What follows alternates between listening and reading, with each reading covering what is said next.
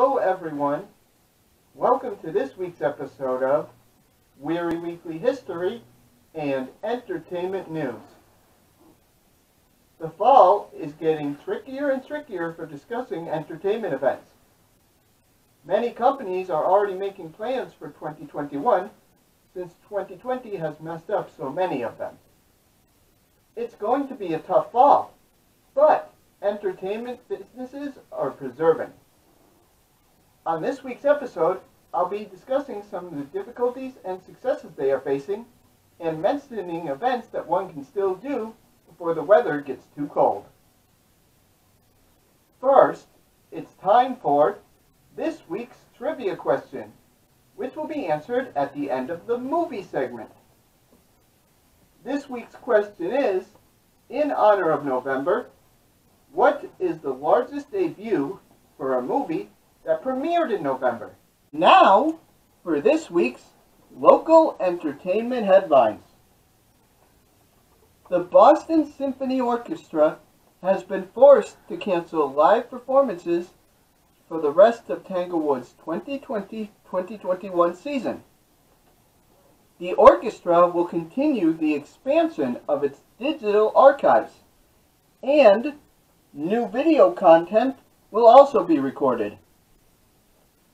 According to the Boston Symphony Orchestra, quote, "The health and well-being of everyone involved remains a huge priority.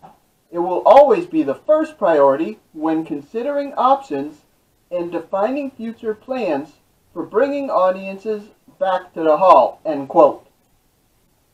This is a devastating blow to the orchestra.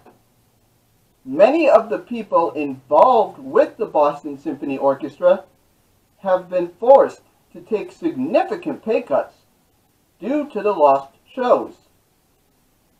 Additionally, no information about next summer's Tanglewood season has been announced, so stay tuned to WWHEN for future updates. There are two silver linings according to the Boston Symphony Orchestra. First was the library of audio and video material created, which will help the music community get through the hiatus. Second is the tremendous report and support they have received from donors. The orchestra is planning on filming a no-attendance concert to be streamed on Tanglewood's website, which will be the first time musicians have been on stage since cancellations began on March 13th. WWHEN is determined to keeping you up to date on when Tanglewood will be performing live in 2021. Williamstown Theatre Festival has announced dates for the Audiobooks Play Festival. This is the first ever complete theater festival to be produced by the audio company. This has been difficult to produce, and getting all the actors to record their parts proved to be an extra challenge. However, Festival Artistic Director Mandy Greenfield said that the results were worth the troubles. In a statement, she said, quote, "Williamstown Theatre Festival is thrilled to bring our productions to life through our collaborations with Audible, and the opportunity to bring the healing power of theater to a broader audience is an unexpected silver lining in a time of great uncertainty and turmoil in our world," end quote. Audible performances will be held online throughout December. So far, 4 shows have been scheduled. They are A Streetcar Named Desire on December 3rd, Photograph 51 on December 10th, Animals on December 17th, and the Chonburi International Hotel and Butterfly Club on December 29th. In order to listen to the performances on Audible, you must make a $600 donation to the Williamstown Theatre Festival. Visit https://wtfestival.org/support to make your donation, and then you will receive a link to the shows on their proper dates. Besides the shows listed previously, other shows have still not been announced. So, stay tuned to WWHEN and visit WTFestival.org for more information.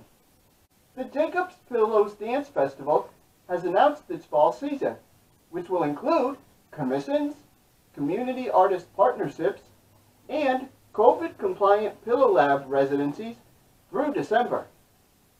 All of these will be shown virtually. It was very important for Jacob's Pillow to show their strength and resilience, even in this very difficult time.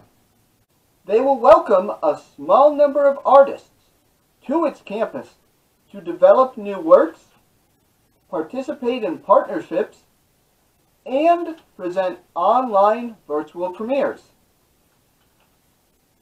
Some of the events Jacob's Pillow has planned for the fall include residencies for pillow artists Kyle Abraham and Brian Brooks, whose visits earlier this year were canceled due to the pandemic.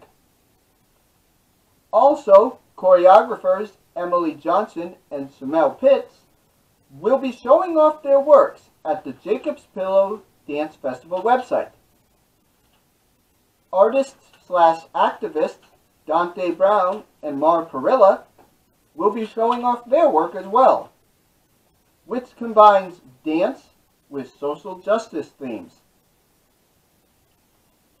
Finally, there will be new commissions created especially for digital platforms from artists such as Francesca Harper, Satellite Residence, Elliot Quelle, and Margot Bowman, among others. These artists have been hard at work, even under COVID-19 restrictions. All of the performances will be available at Jacob's Pillow's website. Make sure to check back frequently, as the performances are constantly changing.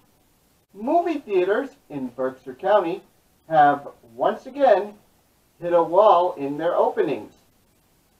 Another update on the theaters shows not much has changed this week. Pittsfield's Beacon Cinemas are still closed, and so is Lanesboro's Regal Cinemas. And North Adams Movieplex 8 still has very limited movies. The only two major releases at the North Adams Movieplex 8 are War with Grandpa and Tenet, with older releases constantly changing. It seems the major issue with these movie theaters is not just safety, but what movies to play.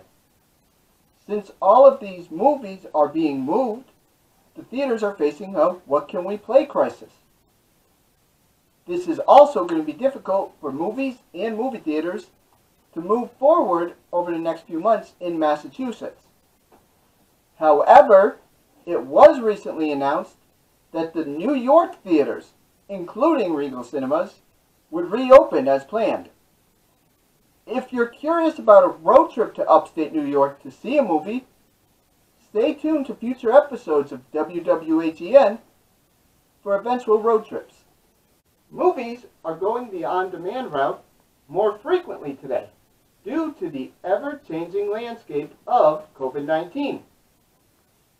The latest movie to do this was Love and Monsters. This is a unique film that combines several different types of genres at once. It's a love story / comedy / monster movie / apocalypse movie. In Love and Monsters, a young man learns that his girlfriend, who he has been separated from for the past few years after an apocalyptic event, is just 80 miles away in a monster-infected world. The man must discover his inner hero alongside a family he meets along his journey. This movie stars Dylan O'Brien, Jessica Henwick, and Michael Rooker, and is directed by Michael Matthews. Currently, Love and Monsters costs $20 on demand, which is the norm for movies making their home premiere. Eventually, prices will be reduced. Speaking of movies, it's now time for the answer to this week's trivia question. As a reminder, this week's question was, what is the largest debut for a movie that premiered in November? The answer is The Hunger Games: Catching Fire. This was released in November 2013 and opened to $158 million its first week alone. Its success at the box office in November is not at all surprising. November is the most popular month for young adult novel movie adaptations at the box office. According to BoxOfficeMojo.com, out of the top 20 highest grossing November releases, half of them have come from adaptations of books like The Hunger Games, Harry Potter, and Twilight. The rest are superhero adaptations, animated movies, and a James Bond film. November just seems to be a good time to get young adults into the theater to see adaptations of their favorite books. It's now time for this week's history portion of WWHEN. And we have 2 stops this week. Our first is the Great Barrington River Walk. This, as its name applies, is located in Great Barrington. It is currently open to the public, and guests are asked to wear masks, stay 6 feet apart, and social distance. It begins at 195 Main Street in Great Barrington and was first founded in 1987. Many other places in Berkshire County had walkable areas, so why couldn't Great Barrington? Since the 1987 creation of the Riverwalk, it has become one of the most popular spots to travel in Great Barrington. The trail follows the west bank of the Housatonic River between Cottage Street and Bridge Street. The trail's 2 sections are linked by Dresser Avenue and River Street. The upstream section extends from the Riverwalk Bulletin Board at 195 Main Street to the William Stanley Overbrook. The trail exits at the stairs to the St. Peter's Church parking lot on Dresser Avenue, and the downstream section of the trail begins adjacent to the Berkshire Corporation parking lot on River Street and ends at Bridge Street. It makes for one of the largest river walks in Berkshire County. There is much to do at the Great Barrington Riverwalk, including seeing how Eagle Scouts keep the trails clean, visiting both the upstream and downstreams, taking a tour of the historic Dubois River Park, which is especially important in today's society, the William Stanley Overbrook, and more. There is also a rain garden that demonstrates how natural systems can help cleanse stormwater and native plants from Berkshire County. The weather is going to be turning cold soon, so make sure to visit here before it does. Our second stop this week is Jiminy Peak in Hancock. This popular ski resort is open for business throughout the year, but due to COVID-19, masks must be worn at all times. You must buy tickets on their website at jiminypeak.com and purchase either one-day or season-long passes. Make sure to select the proper tickets before your visit. In 1942, World War II veteran, ski photographer, and Mount Greylock Ski Club charter member Bartlett Hendricks, who is not shown in this picture, was looking for land that would be ideal for a ski area. He then acquired the Corey Farm property located in Hancock, which was considered to be a snow bowl. 4 years later, Hendricks agreed to release the property to 3 Johns: John Clark, John Drummond, and John Fisher, fellow World War II veterans who lived there, and they formed the Jiminy Peak Incorporated. In July 1947, the John Trio announced plans to open the ski area for the 1947-1948 season. John Fisher, who was the owner of Catamount Vermont Resort, supplied most of the equipment used for ski lifts. Trails cut included names such as Jiminy Cricket, Slope 360, Slingshot, and T-Bar. Interestingly, these names were chosen during a post-workday horseshoe game. Jiminy Peak unofficially opened on Christmas Day, 1948. The peak struggled in its first year. For instance, the T-Bar was limited by inadequate snowpack and mechanical problems. Jiminy Peak was forced to close before spring season because it proved to be one of the warmest winters on record. Throughout the 1950s, Jiminy Peak went through numerous ups and downs. Some years the resort proved to be very popular, while others it struggled to make a profit. By the 1974 season, Jiminy Peak was under new ownership, Fred Crane, and had just suffered its worst season, partially due to an economic downturn that year. Jiminy Peak then turned to snow retention to keep the snow in the park even during the bad seasons. This, along with the addition of night skiing in the 1980s, helped increase the park's popularity. Today, thousands of people visit the slopes each year in the winter for skiing and spring and summer for its resort. It struggled this spring and summer due to the pandemic, but officials are hoping that the winter and next year's spring and summer will be improved. That ends this week's episode of Wehry Weekly History and Entertainment News. You can watch this week's episode on channel 1301 of PCTV, CTSB TV, and NBCTC.